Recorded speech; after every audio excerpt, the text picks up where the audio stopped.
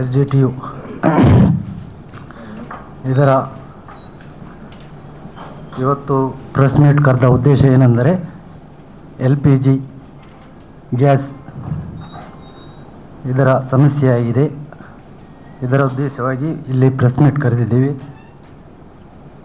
SGTU Mangaluru ನಗರ ಜಿಲ್ಲಾ ಅಧ್ಯಕ್ಷರಾದ Raymond ಬೋಲಿಯಾರ್ ಅವರಿಗೆ ಸ್ವಾಗತಿಸುತ್ತಿದ್ದೇನೆ. ಮಂಗಳೂರು ಗ್ರಾಮಾಂತರ ಜಿಲ್ಲಾಧ್ಯಕ್ಷರಾದ ಸಲೀಂ JK ಇವರಿಗೂ ಸ್ವಾಗತಿಸುತ್ತಿದ್ದೇನೆ. ಜಿಲ್ಲಾ ಪ್ರಧಾನ ಕಾರ್ಯದರ್ಶಿ ಗ್ರಾಮಾಂತರ ಜಿಲ್ಲೆ ಮಂಗಳೂರು ಸಲೀಂ ಮಾಲಾಡಿ ಇವರನ್ನು ಸ್ವಾಗತಿಸುತ್ತಿದ್ದೇನೆ. ಜಿಲ್ಲಾ ಉಪಾಧ್ಯಕ್ಷರಾದ ಫಿಲಿಪ್ ಆಂಡ್ರಿಸ್ ಡಿಸೋಜಾ ಇವರನ್ನು ಸ್ವಾಗತಿಸುತ್ತಿದ್ದೇನೆ. ಮುಲ್ಕಿ ಘಟಕದ ಅಧ್ಯಕ್ಷರಾದ ವಿಶ್ವಕುಮಾರ್ ಇವರನ್ನು ಸ್ವಾಗತಿಸುತ್ತಾ, ಇಲ್ಲಿ ಬಂದಂಥ ಎಲ್ಲ ಪತ್ರಿಕಾ ಮಾಧ್ಯಮದವರನ್ನು ಸ್ವಾಗತಿಸುತ್ತಾ, ಮುಂದಕ್ಕೆ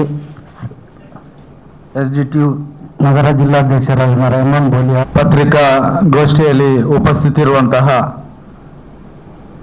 SGTU ದಕ್ಷಿಣ ಕನ್ನಡ ಜಿಲ್ಲಾ ಸಮಿತಿಯ ಎಲ್ಲ ಪದಾಧಿಕಾರಿಗಳು, ಅದೇ ರೀತಿ ಈ ಒಂದು ಪತ್ರಿಕಾಗೋಷ್ಠಿಗೆ ಆಗಮಿಸಿದಂತಹ ಎಲ್ಲ ನನ್ನ ಆತ್ಮೀಯ ಮಾಧ್ಯಮ ಮಿತ್ರರಿಗೂ ಎಲ್ಲರಿಗೂ ಕೂಡ ಮುಂಜಾನೆಯ ಶುಭ ಕಾಮನೆಗಳನ್ನು ಸಲ್ಲಿಸ್ತಾ ಇದ್ದೇನೆ.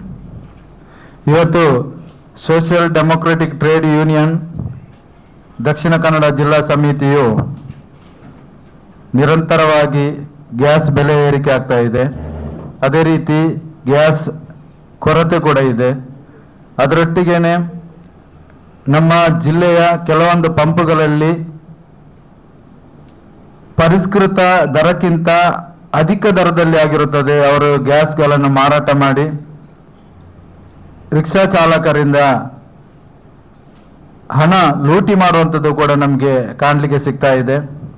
ಅದು ಸಾಮಾಜಿಕ ಮಾಧ್ಯಮಗಳಲ್ಲಿ ರಿಕ್ಷಾ ಚಾಲಕರು ಆ ಪಂಪುಗಳ ವಿರುದ್ಧ ಪ್ರತಿಭಟನೆ ಮಾಡಿ ಸಂಬಂಧಪಟ್ಟ ಅಧಿಕಾರಿಗಳಿಗೆ ಮನವಿ ಮಾಡಿದ್ದು ಕೂಡ ನಾವೆಲ್ಲರೂ ನೋಡಿದ್ದೇವೆ. ಇದರ ಸಂಬಂಧಿಸಿದಂತೆ ಕಳೆದ ಒಂದು ವಾರದ ಹಿಂದೆ ನಾವು ಮಾನ್ಯ ಜಿಲ್ಲಾಧಿಕಾರಿ ಅವರನ್ನು ಭೇಟಿ ಮಾಡಿ ಈ ರೀತಿಯಾಗಿ ನಮ್ಮ ಜಿಲ್ಲೆಯಲ್ಲಿ ನಡೆಯುವ ಚಾಲಕರ ಮೇಲೆ ನಡೆಯುವಂತಹ ಈ ಅನ್ಯಾಯದ ವಿರುದ್ಧ ತಾವುಗಳು ಕೂಡಲೇ ಸ್ಪಂದಿಸಿ ಪಂಪುಗಳ ಮೇಲೆ ಯಾರೆಲ್ಲ ಈ ರೀತಿಯಾಗಿ ಪರಿಷ್ಕೃತ ದರಕ್ಕಿಂತ ಅಧಿಕ ದರದಲ್ಲಿ ಯಾರೆಲ್ಲ ಇಲ್ಲಿ ಗ್ಯಾಸ್ ಮಾರಾಟ ಮಾಡ್ತಾ ಇದ್ದಾರೆ ಅವರ ವಿರುದ್ಧ ಕಾನೂನು ಕ್ರಮ ಕೈಗೊಳ್ಳಬೇಕು ಅಂತ ಕೂಡ ನಾವು ಮಾನ್ಯ ಜಿಲ್ಲಾಧಿಕಾರಿ ಅವರೊಂದಿಗೆ ಮನವಿಯನ್ನು ಕೂಡ ಮಾಡಿದ್ದೆವು. ತದನಂತರ ಇವತ್ತು ನಾವು ನೋಡುವಾಗ ನಮ್ಮ ಜಿಲ್ಲೆಯಲ್ಲಿ ನಿರಂತರವಾಗಿ ದುಡಿಯುವ ವರ್ಗಗಳ ಮೇಲೆ ಅನ್ಯಾಯಗಳು ನಡೀತಾ ಇದೆ. ಎಲ್ಲಿವರೆಗೆ ಅಂತ ಹೇಳಿದ್ರೆ, ಪಾಪ ಅವರಿಗೆ 500 ರೂಪಾಯಿ 300 ರೂಪಾಯಿ ದಿನಗೂಲಿಗಾಗಿ ದುಡಿಯುವಂತಹ ಅದೆಷ್ಟೋ ಕಾರ್ಮಿಕರು ಇವತ್ತು ಗ್ಯಾಸ್ ಇಲ್ಲ, ಹೋಟೆಲ್ ಬಂದ್, ಎಲ್ಲ ರೀತಿಯಲ್ಲಿ ನಾವು ತೆಗೆದು ನಾವು ನೋಡುವಾಗ ಅವರ ಜೀವನ ಬಹಳ ಸಂಕಷ್ಟದಲ್ಲಿದೆ. ಈ ನಿಟ್ಟಿನಲ್ಲಿ ನಾವು ಸರ್ಕಾರದೊಂದಿಗೆ ಒತ್ತಾಯ ಮಾಡುವಂಥದ್ದು, ಈ ಚಾಲಕರಿಗಾಗಿ ಅಥವಾ ಈ ದುಡಿಯುವ ವರ್ಗಗಳಿಗೆ ತಾವುಗಳು ಏನು ಮಧ್ಯಪ್ರಾಚ್ಯದಲ್ಲಿ ಯುದ್ಧ ನಡೆಯುತ್ತಿದೆ ಎಂಬ ಆ ಒಂದು ಕಾರಣ ನೀಡಿ ಇಲ್ಲಿರುವಂತಹ ಸಮಸ್ಯೆಗಳು ಇರುವಂತಹ ಸಂದರ್ಭದಲ್ಲಿ ಅವರ ಜೀವನಕ್ಕಾಗಿ ಏನಾದರೂ ಒಂದು ಮಾರ್ಗಸೂಚಿಗಳನ್ನು ತರಬೇಕು. ಅದು ಮಾತ್ರವಲ್ಲ, ಅವರಿಗೆ ಧನ ಸಹಾಯವನ್ನು ಕೂಡ ನೀವು ಮಾಡಬೇಕೆಂಬ ಒಂದು ನಿಟ್ಟಿನಲ್ಲಿ ಆಗಿರುತ್ತದೆ ಇವತ್ತು ನಾವು ಪತ್ರಿಕಾಗೋಷ್ಠಿಯನ್ನು ಕರೀತಾ ಇದ್ದೇವೆ.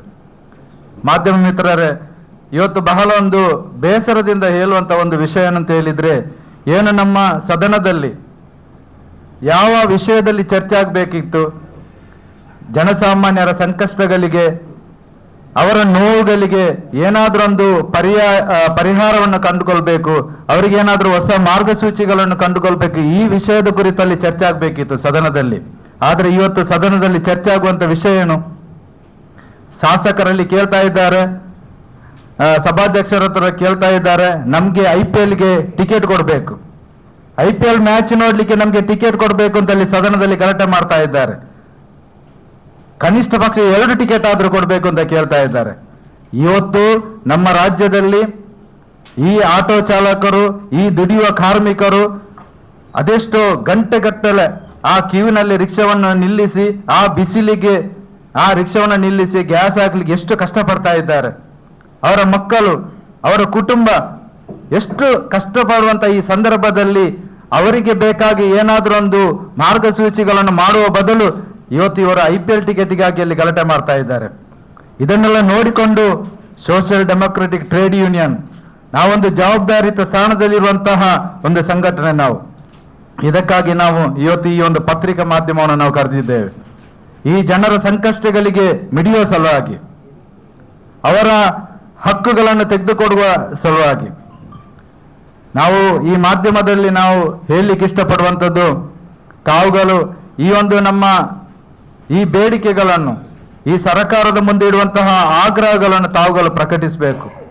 ಈ